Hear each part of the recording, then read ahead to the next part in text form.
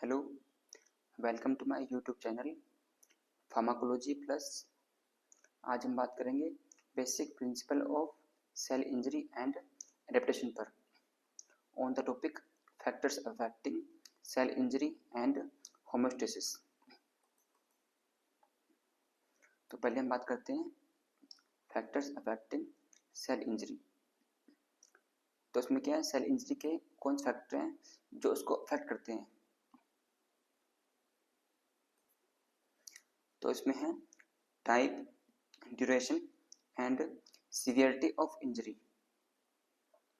तो इसमें टिश्यू का टाइप कौन सा है, टिश्यू कितनी देर पहले इंजर्ड हुआ है, उसका ड्यूरेशन कितना है, एंड उसकी जो इंजरी हुई है वो कितनी सीवियर है। ठीक है, ये फैक्टर हैं। नेक्स्ट फैक्टर है इसमें टाइप ऑफ इंजर्ड टिश्यू। अब टिश्यू जो इंजर्ड हुआ है उसका टाइप कौन सा है, उसके बेस पे, एंड इट्स अडेप्टेबिलिटी, वो कितनी जल्दी अपने आप को उस इंजर्ड एनवायरनमेंट में या फिर उस स्ट्रेसफुल एनवायरनमेंट में अपने आप को अडेप्ट कर पाता है, एंड उसका जेनेटिक मेकअप क्या है। एग्जाम्पल है इसमें brain tissue is very sensitive to hypoxia. अब क्या, जो ब्रेन टिश्यू जो होता है वो क्या है, ऑक्सीजन के प्रति बहुत ज़्यादा सेंसिटिव होता है। यदि ब्रेन को 2 से 5 मिनट के लिए भी ऑक्सीजन ना मिले तो ब्रेन की सेल जो है डेड हो जाती है। नेक्स्ट एग्जाम्पल है इसमें skeletal muscle can adapt hypoxia for 2 to 6 hours. जबकि स्केलेटल मसल जो है वो ब्रेन टिश्यू के कंपैरिजन में कम सेंसिटिव होता है ऑक्सीजन के प्रति। यदि स्केलेटल मसल को 2 से 6 घंटे के लिए भी ऑक्सीजन ना मिले तो ये 2 से 6 घंटे तक ये जीवित रह सकता है, ये लाइव रह सकता है टिश्यू। फिर हम बात करते हैं आउटकम्स ऑफ सेल इंजरी। जब कोई सेल इंजर्ड होती है तो उसमें 3 पॉसिबिलिटीज बनती हैं। पहला है इसमें रिवर्सिबल इंजरी। यदि कोई सेल रिवर्सिबली इंजर्ड हुई है, मतलब वो खुद को रिपेयर कर सकती है, तो उसमें सेल रिकवरी हो सकती है इसमें, and return to normal function. तो ये सेल क्या अपने आप को नॉर्मल फंक्शन में रिटर्न कर लेगी। सेकंड इसमें पॉसिबिलिटीज है apoptosis and programmed cell removal. तो इसमें क्या है, सेल की जो डेथ की जो प्रोग्रामिंग होती है वो सेल की डेथ से पहले ही हो चुकी होती है, या सेल की जो प्रोग्रामिंग है वो पहले से ही फिक्स होती है सेल के डीएनए में। ठीक है, फिर नेक्स्ट पॉसिबिलिटीज है इसमें सेल डेथ एंड नेक्रोसिस। तो उसमें सेल की डेथ हो, नेक्रोसिस से जो सेल की डेथ होगी। ठीक है, फिर आगे इसमें नेक्स्ट, तो नेक्स्ट टॉपिक है इसमें होम्योस्टेसिस। तो होम्योस्टेसिस क्या होता है, the word homeostasis are derived from the Greek words homeo means same and stasis means stable and means remaining stable by remaining the same, मतलब स्टेबल रहते हुए सेम रहना। ठीक है, नेक्स्ट इसमें homeostasis is a process in which each of the body's biochemical और physiologic variables, body temperature, oxygen, sodium, calcium, glucose level and pH maintains within a narrow set point range। अब homeostasis क्या होता है, homeostasis एक process है जिसमें हमारे जो बॉडी के बायोकेमिकल जैसे पीएच हो गया, ग्लूकोज लेवल हो गया, ठीक है, और physiologic variables like body temperature, sodium, calcium level etcetera. ठीक है, ये क्या, ये जो है, ये जो हमारे जो वेरिएबल्स हैं बॉडी के, ये एक फिक्स पॉइंट पे या एक सेट पॉइंट पे मेंटेन रहते हैं विया होमोस्टेसिस।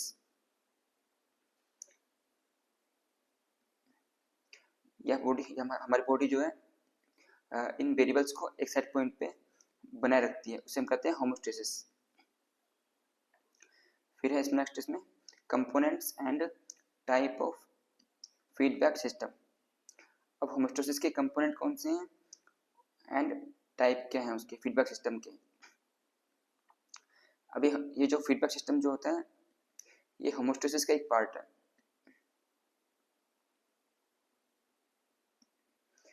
फिर इसमें 3 basic components are involved in every feedback loop. फिर ये जो फीडबैक सिस्टम जो है इसके 3 कंपोनेंट होते हैं, कौन से? सेंसरी मैकेनिज्म, इंटीग्रेटिंग और कंट्रोल सेंटर, थर्ड है इफेक्टर मैकेनिज्म। तो पहले हम बात करते हैं सेंसरी मैकेनिज्म की। अभी सेंसरी मैकेनिज्म क्या होता है? The process of regulation first requires the body to be able to sense और identify the variable being controlled. तो इसमें क्या है, जो भी हमारे बॉडी में जो वेरिएबल्स हैं like temperature, oxygen, sodium, pH level, तो इनको जो बॉडी जो है, बॉडी के जो सेंस ऑर्गन्स हैं, सेंस ऑर्गन जो है बॉडी के, वो या तो इनको पहले सेंस करते हैं या उसको आइडेंटिफाई करते हैं कंट्रोल करने के लिए।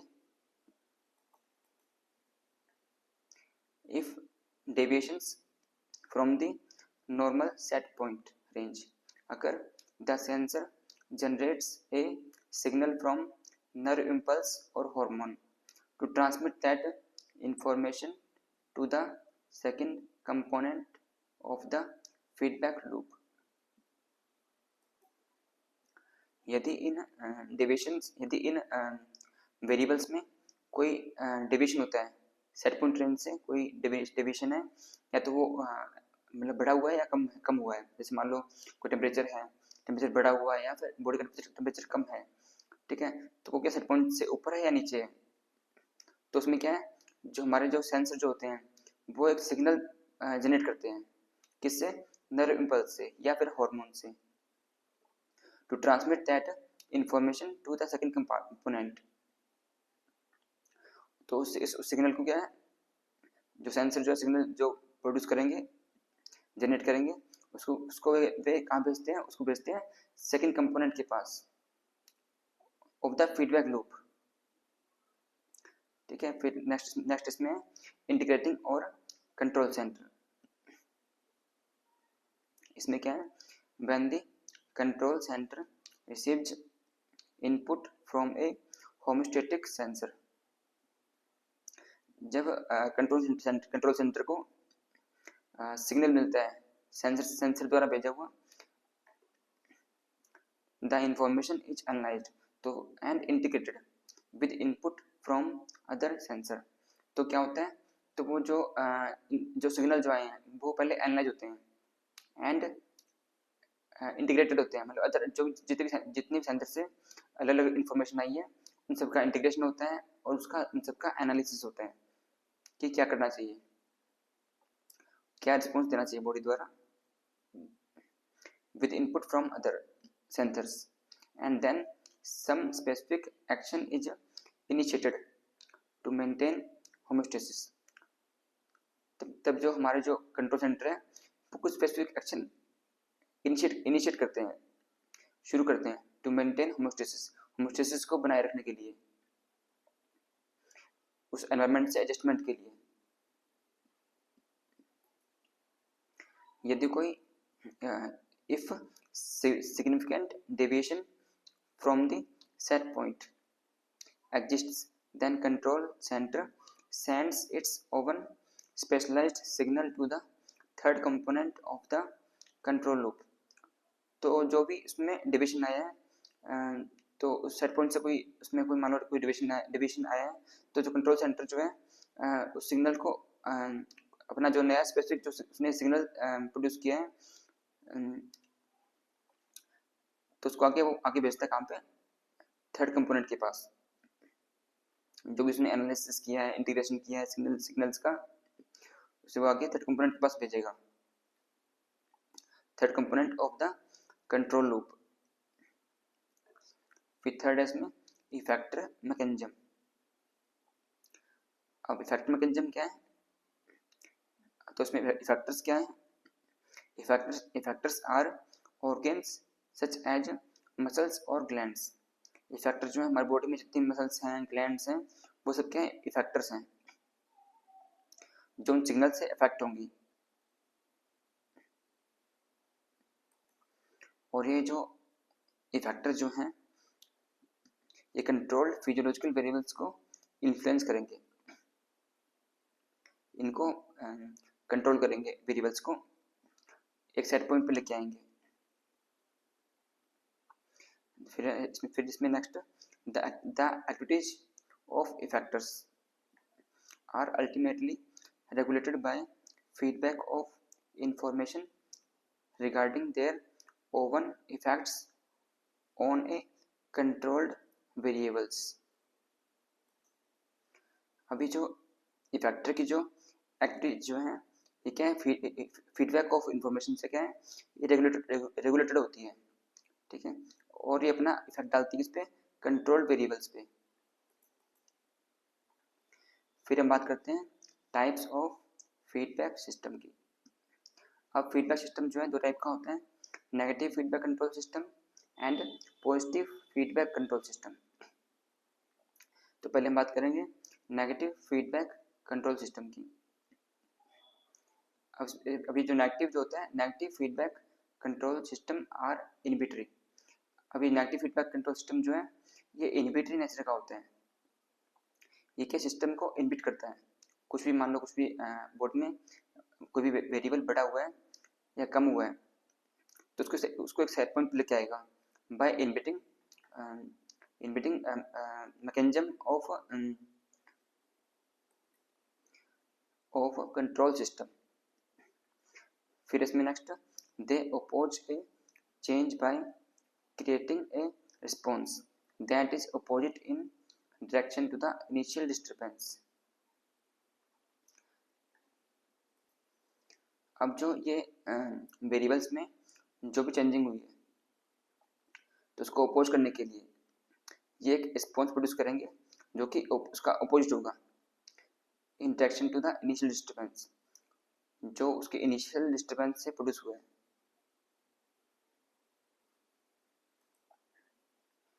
अभी नेगेटिव इसमें है negative feedback system are responsible for maintaining a constant internal environment.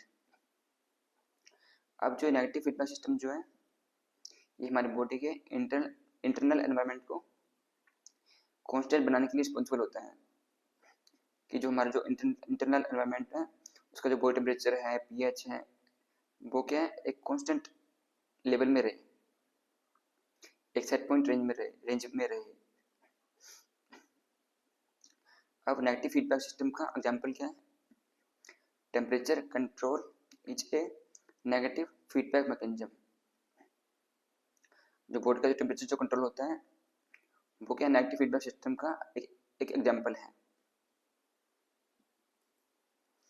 अब इसमें इसके अंदर जो सेंसरी मैकेनिज्म क्या है, इसमें है नर्व सेल जो है, ये सेंसरी मैकेनिज्म है। इसके अंदर nerve cells relay information about body temperature to the hypothalamus. अब नर्व सेल जो होते हैं, नर्व सेल जो है ये क्या इंफॉर्मेशन प्रोड्यूस करते हैं, जो भी हमारे बॉडी में कुछ चेंजिंग हो रही है तो उसके प्रति जो भी वेरिएबल्स में चेंजिंग हो रही है उसको डिटेक्ट करते हैं और आगे सिग्नल सेंड करते हैं as information about body temperature के बारे में टू दी हाइपोथैलेमस। और किसको भेजते हैं, ये भेजते हैं हाइपोथैलेमस को भेजते हैं सिग्नल्स को, जो कि कंट्रोल सेंटर है इसमें, जो कि हमारे ये जो हाइपोथैलेमस जो है हमारे ब्रेन में होता है और ये बॉडी टेम्परेचर का एक कंट्रोल सेंटर है। फिर है the hypothalamus then signals several effectors to return the body temperature to 37 degree Celsius, the set point. अब जो ये हाइपोथैलेमस जो है ये उसको बॉडी टेम्परेचर को एनालाइज करेगा और अदर जो इन्फॉर्मेशन हाइपोथैलेमस को आई है उससे इंटीग्रेशन करेगा उससे, ठीक है। फिर एक अपना नया सिग्नल प्रोड्यूस करेगा और ये किसको भेजेगा, ये भेजेगा इफेक्टर्स को। इफेक्टर्स क्या करेंगे, इफेक्टर जो है हमारे बॉडी टेम्परेचर को एक सेट पॉइंट पे वापस लेके आएंगे। तो सेट पॉइंट अपना जो बॉडी का सेट पॉइंट क्या होता है 37 डिग्री सेल्सियस। अब इसमें फैक्टर क्या है, द इफेक्टर्स में signal the sweat glands to cool the skin. अब इफेक्टर्स में है स्वेट ग्लैंड्स। स्वेट ग्लैंड्स क्या है, अपनी सिक्रेशन को बढ़ाएंगे, स्वेट्स के सिक्रेशन को बढ़ाएंगे और स्किन को कूल करेंगे via air and stimulate vasodilation। तो इसमें जो स्टिमुलेट vasodilation है, इसमें जो हमारी बॉडी की जो वेन्स हैं वो उनमें क्या डायलेशन आएगा, उसमें वो वेन्स जो हैं डायलेट हो जाएंगी। उसकी डायलेशन से क्या है, जो बॉडी की जो हीट है, डायलेशन से उसकी जो वाल है, उसके वेन्स की जो वाल होती हैं वो अपने स्किन के नज़दीक आ जाती हैं। अब नज़दीक आने से क्या होगा, वो इजीली हीट को गिव अप कर देंगी, हीट को छोड़ देगी अपनी बॉडी से, जिससे कि हमारी बॉडी थोड़ी कूल हो जाएगी। If body temperature is below the set point, और यदि हमारी बॉडी का जो टेम्परेचर जो है सेट पॉइंट से कम है तो क्या होगा, जो हमारे इफेक्टर क्या है, मसल्स हैं, इसमें muscles shiver to generate heat. अब मसल में क्या है, शिवरिंग होगी, कंपी होगी। अब कंपन से क्या होगा, हीट का जनरेशन होगा, हीट बढ़ेगी। And construction of the blood vessels, और हमारे जो ब्लड वेसल्स जो हैं उसमें कंस्ट्रक्शन होगा, हमारे जो वेन्स है उसमें कंस्ट्रक्शन होगा। कंस्ट्रक्शन होने से क्या होता है, वो हमारे स्किन से थोड़ा डीप चले जाएंगे, स्किन से हमारे बॉडी के अंदर डीप में चले जाएंगे, और उससे क्या है, हमारी बॉडी की जो हीट जो है वो रिटेन रहेगी, मतलब हमारी बॉडी की जो हीट मेंटेन रहेगी, हमारी बॉडी में ही रहेगी, हीट का लॉस नहीं होगा।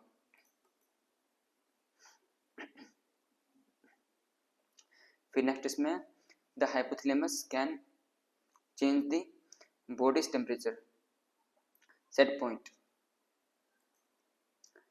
such as raising it during a fever to help fight an infection। अब जो हमारे बॉडी का जो कंट्रोल सेंटर है, जो टेम्परेचर के लिए जो कंट्रोल सेंटर है वो है हाइपोथैलेमस। हाइपोथैलेमस क्या करता है, जब भी कोई बॉडी में बाहर से कोई बैक्टीरिया वायरस कुछ आते हैं, इन्फेक्शन, कोई बॉडी में कोई इन्फेक्शन होता है, तो ये क्या है, जो सेट पॉइंट जो होता है बॉडी का जो टेम्परेचर का सेट पॉइंट जो होता है 37 डिग्री सेल्सियस होता है, उसको बढ़ा देता है, जिससे क्या फीवर होगा, और फीवर से क्या है, जो बैक्टीरिया हैं उनसे फाइट करने में हेल्प मिलेगी। जो बैक्टीरिया वायरस जो भी इन्फेक्शन है उससे बॉडी को उनको किल करने के लिए, बैक्टीरिया को उनसे फाइट करने के लिए हेल्प मिलती है। ठीक है, फिर ये डायग्राम है, इसमें दो डायग्राम है, A negative feedback loop and B body temperature regulation.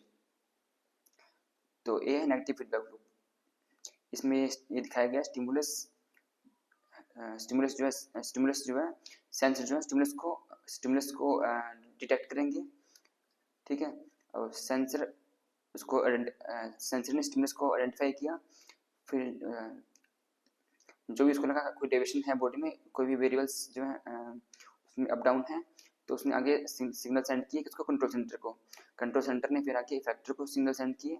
After analysis and integration, फिर इफेक्टर ने क्या किया, विया नेगेटिव फीडबैक लूप उस वेरिएबल को वापस एक सेट पॉइंट पे वापस ले गया।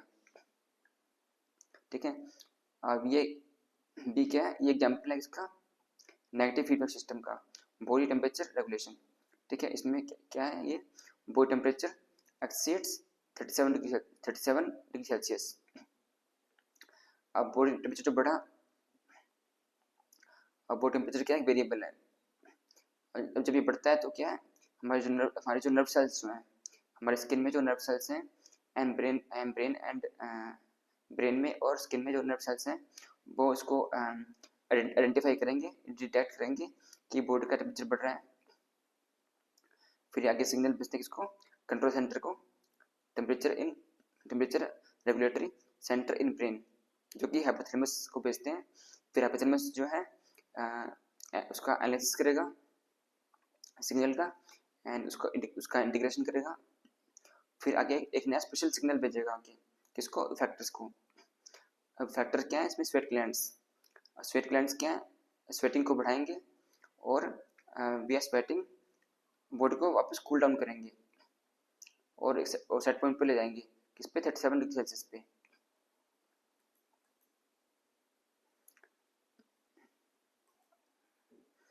फिर हम बात करते हैं next positive feedback control system की। अब जो पॉजिटिव फीडबैक कंट्रोल सिस्टम जो होता है ये स्टिमुलेटरी नेचर का होता है। मतलब ये क्या है, जो भी बॉडी के वेरिएबल्स में चेंजिंग आ रहे हैं उनको और ज़्यादा बढ़ाएगा और ज़्यादा स्टिमुलेट करेगा उसको, जब तक जो स्टिमुलस है वो बॉडी से रिमूव ना हो जाए। तो इसमें क्या है, it involves a response that reinforces the change detected, it functions to amplify the change. फिर है इसमें next, a change is detected by a receptor.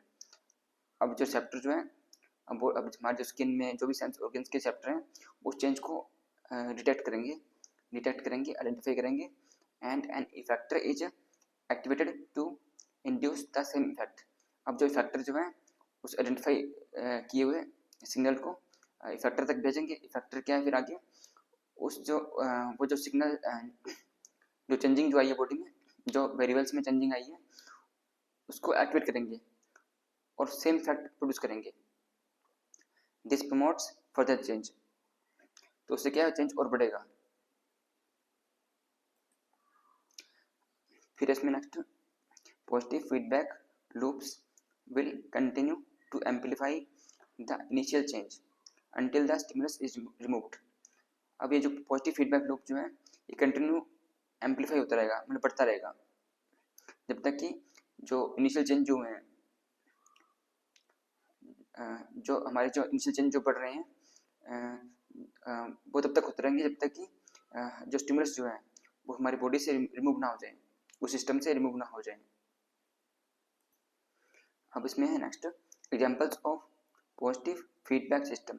अब ये पॉजिटिव फीडबैक सिस्टम के एग्जांपल क्या हैं, तो पहला है चाइल्ड बर्थ। अब चाइल्ड बर्थ में क्या होता है, स्ट्रेचिंग ऑफ यूट्राइन वॉल्स। जो इसमें जो स्टिमुलस क्या है, इसमें बेबी स्टिमुलस, इसमें जो कि यूटेरस में जो बेबी है वो स्टिमुलस है जो कि कंटिन्यूसली स्ट्रेचिंग कर रहा है यूट्राइन वॉल्स की। अब स्ट्रेचिंग से क्या होता है, जो हमारे बॉडी के जो ऑक्सीटोसिन हार्मोन जो होते हैं वो क्या और ज़्यादा बढ़ते हैं, उनको स्टिमुलस मिलता है एक बढ़ने के लिए। अब वो बढ़ेंगे तो क्या, वो कॉन्ट्रैक्शन करेंगे, वो उसका पॉजिटिव इफेक्ट दिखाएंगे, कॉन्ट्रैक्शन करेंगे इस बॉल की, ठीक है। That further stress the balls, फिर कॉन्ट्रैक्शन होगा तो वापस फिर स्ट्रेचिंग होगी वी स्टिमुलस। तो ये प्रोसेस तब तक चलेगा जब तक कि चाइल्ड जो है यूटेरस से बाहर ना आ जाए, जब तक उस चाइल्ड का, उस बेबी का बर्थ ना हो जाए।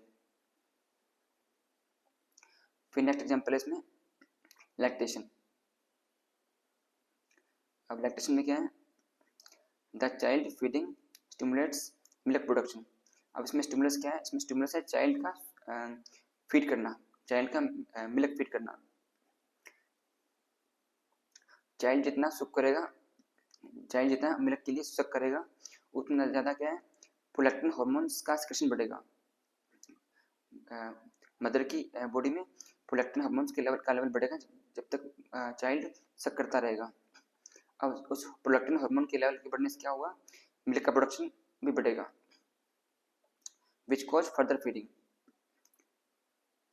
और ये प्रोसेस तब तक चलेगा जब तक कि बेबी जो है मिल्क को की फीडिंग को बंद ना कर दे।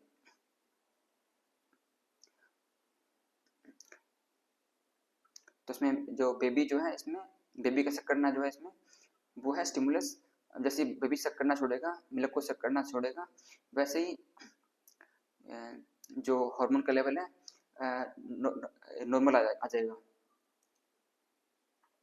और जो मिल्क का प्रोडक्शन जो है वो बंद हो जाएगा। फिर नेक्स्ट एग्जांपल इसमें ब्लड क्लॉटिंग। अब ब्लड क्लोटिंग में क्या होता है, प्लेटलेट्स रिलीज क्लोटिंग फैक्टर। अब इसमें जो